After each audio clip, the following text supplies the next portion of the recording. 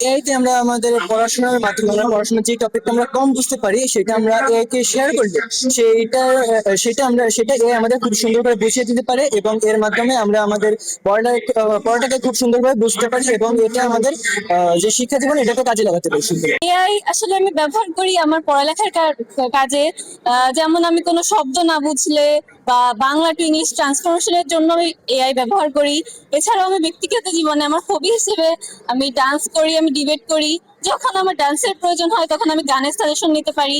যখন আমার ডিবেট করার দরকার হয় তখন আমি স্ক্রিপ্ট নিতে পারি, কোনো বড় বড় লেখকের কথাবার্তা নিতে পারি। এভাবে আমি ব্যবহার করি AI। আজকে যে আমরা প্রশিক্ষণ সেশনটা নিলাম, আমরা প্রথমে ভাবছিলাম যে হয়তো আমরা কাশিয়ানী উপজেলায় এসেছি, যেহেতু মফস্বল জায়গা, অনেক স্টুডেন্ট হয়তো গ্রামে থাকে, তারা হয়তো ফেসবুক বা ইউটিউব ইউজ করে, তারা কতটাই বা এআই ইউজ করে। কিন্তু আমরা উল্টো দেখলাম অনেকে অডিয়েন্স আমাদের চেয়ে কিন্তু ভালো এআই ইউজ করছে, তারা নিজেরা ছবি ডিজাইন করে, পড়াশোনার কাজে ইউজ করে।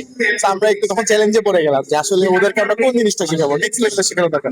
কিছু স্টুডেন্ট আমরা পেলাম যারা হয়তো এআইটা একদম ইউজ করে না, সেটা খুবই কম ছিল সংখ্যাটা। কিছু স্টুডেন্ট মিড লেভেলে মোটামুটি চ্যাট জিপিটি খাটাখাটি করেছে, আর কিছু স্টুডেন্ট অলরেডি সেটা দিয়ে পড়াশোনার কাজে ইউজ করছে, ফিজিক্স পড়ছে, অনেকে অনেকে আমাদেরকে বলে অ্যাসাইনমেন্ট বানাচ্ছে, অনেকে আবার আমরা দেখলাম ছবি ডিজাইন করছে। তো আমি উল্টো দেখলাম ওরা আমাদের চেয়ে খুব দ্রুত শিখছে, আমাদেরকে অলরেডি বিট করে ফেলছে। সেই সেমিনারে যারা অংশগ্রহণ করেছে শিক্ষার্থী, ওদেরকে মূলত ওরা পড়াশোনার ক্ষেত্রে কিভাবে এআইটা ওদের কাজে আসবে সেই বিষয়ে আমরা প্রশিক্ষণ দিচ্ছি। কারণ হচ্ছে আমাদের বর্তমান সময়ে আমরা বারবার দেখে যাচ্ছি আর কি, আমাদের গ্রাম পর্যায়ের ছেলেমেয়েরা কেন যেন শহরের স্টুডেন্ট একটু পিছিয়ে যাচ্ছে। লাইক ওদের ওখানে ওরা ভালো ফ্যাসিলিটিস পাচ্ছে, আমরা এখানে পাচ্ছি না। সো আমরা এই জিনিসটাই আমরা ঠিক করতে পারবো যদি আমরা এআই সাহায্য নিই। আমরা যেভাবে সারা পেয়েছি, আশা আছে বা ইচ্ছা আছে ভবিষ্যতে এটা নিয়ে আরো বড় কিছু করার, এবং আমাদের স্যাররাও আমাদের সাপোর্ট দিয়েছেন যে তারা আমাদের সাথে থাকবেন বলে জানিয়েছেন। এর জন্য আমরা চিন্তা করছি এটার পরে বিভিন্ন ভাবে, যেমন debating club, AI club, robotics club, যেইগুলো আর কি ওদের ভিতর বিশেষ করে মনোভাব জাগ্রত হচ্ছে যে এইগুলো আমরা শিখতে হবে, এগুলো আমাদের প্রয়োজন আছে, তার জন্য যে এইগুলো আমরা আরো ওদের ওয়ার্কশপ গুলো দেওয়ার চেষ্টা করব। ওরা যেমন ভাবে চায় তেমন আমরা ওদের মানে যেমন ডিমান্ড আছে আমরা পূরণ করার চেষ্টা করবো আমাদের সাধ্য মতন। এক্ষেত্রে আরেকটা বিষয় হচ্ছে যে এআই টুলস কিন্তু আমরা মিসইউজ করতে পারি, যেটা বর্তমানে একটা থ্রেট বলা যায়। আমাদের এআই এর থ্রেট বলতে যে আমরা বিভিন্ন ধরনের মানুষের ছবি দিয়ে বা বিভিন্ন মিস ইনফরমেশন বা ডিসইনফরমেশন গুলো কিন্তু আমরা এই এআই টুলস ইউজ করে কিন্তু করে থাকি।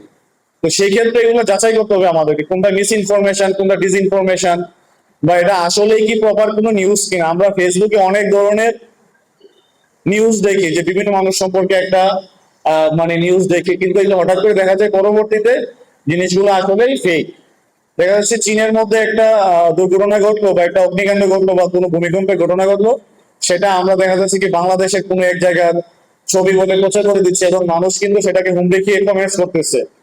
হ্যাঁ, তো এই জিনিসগুলো আমরা যারা পড়াশোনা করি না তাদের কথা এক ধরনের, কিন্তু যারা আমরা পড়াশোনা করি আমাদের উচিত আগে জাস্টিফাই করা যে এই নিউজটা কি একুরেট কিনা। উইদাউট জাস্টিফিকেশন আমি শেয়ার করব, এবং আমাদের এটা শেয়ার করার কারণেই কিন্তু অনেক ধরনের দুর্ঘটনা ঘটতে পারে বা বিভিন্ন ধরনের দাঙ্গা হাঙ্গামা ঘটতে পারে।